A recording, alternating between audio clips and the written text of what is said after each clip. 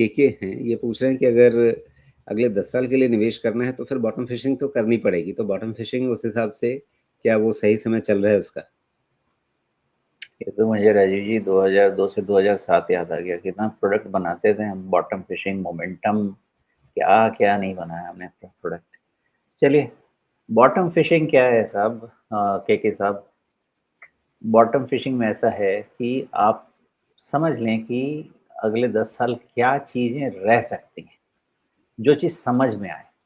भारत की इकोनॉमी क्या है, मोर देन 60-65% कंजम्पशन ड्रिवन है। तो आप उस चीज़ पे अगर फ़ोकस करें, तो वो कभी डाई डाउन नहीं होगा, वो हमेशा रहेगा। इसीलिए कहते हैं ना कि आप अपनी खिड़की से झाँके बाहर और देखें कि क्या-क्या चीज़ें हर जगह आपको दिख रही हैं, हर जगह। अपने किचन में जाएँ, देखिए आपको क्या-क्या चीज़ें दिख रही हैं। अपने यूटिलिटी एरिया में जाइए, देखिए आपको क्या-क्या चीज़ें दिख रही हैं। फिर अपने रूम में घूमिए, देखिए क्या-क्या चीज़ें आपको दिख रही हैं।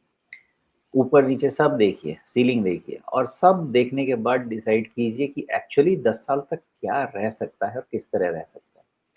फिर आप समझेंगे, उसमें अपनी पोज़ीशनिंग करेंगे प्राइवेट सेक्टर में, तो आपका वेल्थ क्रिएट होगा। बाकी सिक्लिकल में आप बॉटम फिशिंग करेंगे, तो 10 साल में आपका पैसा बनेगा या पुराने प्लेयर्स निकल के नए आ जाएँगे, पुराने जो आपने लिए थे टॉप बना के चले जाएँगे, ये सब का रिस्क रहेगा। तो बॉटम फिशिंग करने का तरीका मुझे ऐसा लगता है कि आप आइडेंटिफाई करना चाहिए कि क्या स्वीट स्पॉट में रह सकता है, क्या सर्वाइव कर सकता है। बैंक सर्वाइव कर सकते हैं, कर सकते हैं।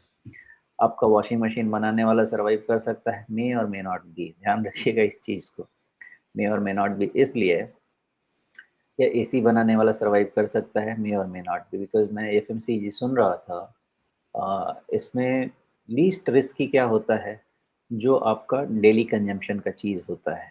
मतलब आप समझें, आपका टूथब्रश, टूथपेस्ट, साबुन, ये सब जो चीज़ें हैं, ये सब कंजम्पशन का। दूसरा क्या होता है, जो आप कहीं से भी एसेट लाइट होता है। एसेट लाइट में कैसे समझ सकते हैं? अब जैसे होटल रेस्टोरेंट हुए, तो 2 तरह के होटल रेस्टोरेंट होते हैं। पहला क्या हुआ, डाइन इन, जहाँ पे आप जाते हैं और बैठ के खाना खाते हैं। तो उसमें क्या है, आपका खर्चा ज़्यादा होता है। अगर दुकान में लोग नहीं आएँगे तो आपका सर्वाइव करना मुश्किल है। तो इसका दूसरा पार्ट क्या हो गया, जैसे आपका बर्गर किंग है, क्या बोलते हैं उसको, मैकडॉनल्ड्स है और ऐसा-ऐसा समझ लीजिए। इनका क्या है, इनका डाइन इन नहीं होता। थोड़ा-सा छोटू डाइन इन कहीं पे रहेगा, आपको बैठ के या खड़े-खड़े खाना है तो खड़े खा लीजिए। लेकिन ये सब क्या मोस्टली टेक अवेज़ हैं, क्विक सर्विस हैं। तो इनका सर्वाइवल हो सकता है। मतलब इसमें प्लेयर्स अगर रह गए, खराब समय इसका अच्छा समय आ सकता है क्योंकि एसेट लाइट होता है। नेक्स्ट है आपका जो ये व्हाइट गुड्स और ये सब वाले रिटेलर्स होते हैं, इसमें आप एसेट लाइट नहीं हो सकते हैं। एसेट लाइट सिर्फ़ एक ही जगह हो सकते हैं, आप अपना प्रेमाइस नहीं खरीद के इसको आप रेंट एग्रीमेंट कर लें या लीज़ हायर परचेज़ जो भी करना है कर लें। लेकिन आपको सामान लेना पड़ेगा। सामान लेना पड़ेगा मतलब आप अगर आईएफबी का वॉशिंग मशीन लेके आते हैं तो आपको उसको पैसा देना पड़ेगा, तो आपको वॉशिंग मशीन देगा। आप हिटाची का एसी अपने दुकान में रखना चाहते हैं, आपको उसको पैसा देना पड़ेगा और सामान आपको देगा। है ना? ये फ़र्क समझिएगा। लेकिन अगर फॉर एग्ज़ाम्पल मान लीजिए कि कंपनी या लीवर या किसी कंपनी को शैम्पू सोप बनाना है, तो उनका ब्रांड इक्विटी ऐसा होता है। अब जैसे हम काम करते हैं, हम नेगेटिव वर्किंग कैपिटल पे काम करते हैं। मतलब ये है कि तुम पहले पैसा दो, हम तुम्हारा प्रोडक्ट बना के देंगे। एडवांस में जो आप बोलते हैं ना, टोकन और बुकिंग अमाउंट, तो पैसा दो फिर हम बना के देंगे। उसमें सर्वाइवल हमेशा होगा, ओके? लेकिन ये जो रिटेलर्स हैं, इसमें क्या है, आप देखते होंगे, जैसे आप ऑटो फ्रेंचाइज़ समझ लें। अब ऐसा थोड़ी है कि बाजाज हर जगह जाके अपना दुकान लगा के गाड़ी बेचता है, फ्रेंचाइज़ी लेते हैं। मारुति का फ्रेंचाइज़ लेते हैं, सब अपना-अपना फ्रेंचाइज़ लेते हैं और फ्रेंचाइज़ वाले जब आपसे सामान लेते हैं, तो पहले फंडिंग करते हैं। वो पैसा जाता है ओईएम पे, मतलब जो भी होता है, जो गाड़ी बनाता है, तब वो आपको देता है गाड़ी रखने के लिए।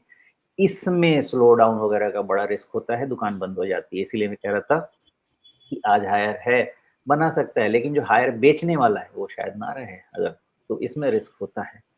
तो इसीलिए जो मान लीजिए कि हम कंज़म्पशन में भी जाते हैं और 10 साल के व्यू से जाते हैं, तो 10 साल के व्यू से फिर आपको सोचना पड़ेगा कि आप डेली यूटिलिटी वाली कंपनी खरीदें या एसेट लाइट वाली कंपनी खरीदें या आप रिटेलर्स के पास जाएँ।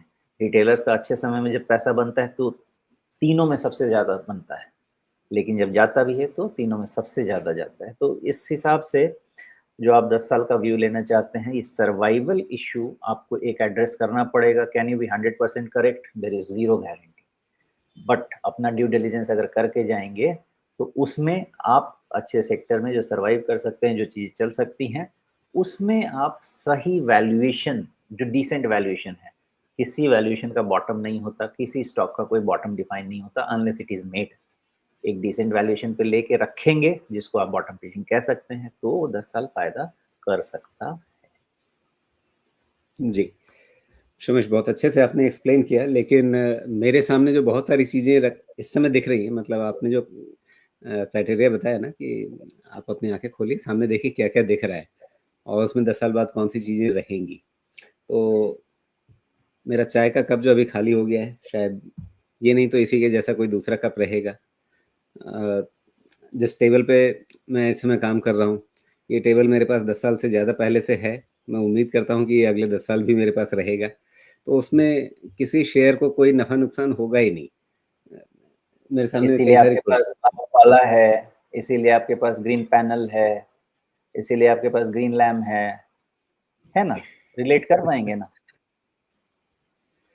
जी, लेकिन लेकिन ये अब है जो कि चीज़ एंट्री बैरियर का होना बहुत ज़रूरी है, इसमें सर्वाइवल के लिए। एंट्री बैरियर नहीं है, तो पहले क्या है, पहले तो घर पे आप बढ़ई को बुला लीजिए और वो लकड़ी का जहाँ भी है, वहाँ से लेके आ जाइए और उसके बाद घर पे जी, बन जाता था। लेकिन अब तो वो वो बात है 10 नहीं साल ना, अब वाले तो क्राइटेरिया में बहुत सारी चीज़ें ऐसी हैं जो लिस्टेड स्पेस में किसी काम की नहीं है। जी, बिल्कुल, वही तो फ़िल्टर आउट करना है कि सर्वाइवल, इसीलिए तीनों का नाम डिटेल बताया कि क्या सर्वाइव कर सकता है, बिकॉज़ हर 10 साल में आपको 2 इकोनॉमिक डाउनटर्न मिलेगा ही मिलेगा और उस इकोनॉमिक डाउनटर्न में एसेट हेवी वाले सर्वाइव कर पाएँगे कि नहीं, ये बहुत बड़ा चैलेंज होगा। अब टाटा सर्वाइव कर जाएगा, इतना पैसा बना के लाया, लेकिन कोविड के समय कोई बताए कि वो कॉन्फिडेंट था कि टाटा मोटर और टाटा स्टील सर्वाइव कर जाएगी, बता के दिखा दे। इतना हेवीली इंडेटेड था। ये तो उस लर्निंग के बाद इन्होंने जो डेट रिडक्शन किया है, that has made them asset light, sorry debt light, जो फिर से ड्राइव किया है। जी, लेकिन बिल्कुल। उस समय तो मैं टाटा मोटर्स इसी डर से नहीं ले रहा था कि बाबा इतना डेट कैसे सँभालने वाले हैं ये लोग और कोविड में कुछ चल ही नहीं रहा है ना? तो ये चीज़ समझना जी, बहुत ज़रूरी है। देखिए, मैं भी ऐसा नहीं है कि मुझे ऐसे ही समझ में आ जाता है, मैं कोई सेक्टर एनालिस्ट नहीं हूँ। मैं हर तरह के लोगों को सुनता हूँ और फिर उसको अपने डेटा में बेक इन करता हूँ। तो ये सुन-सुन के ही, पढ़-पढ़ के ही सीखता बिल्कुल। हूँ। अब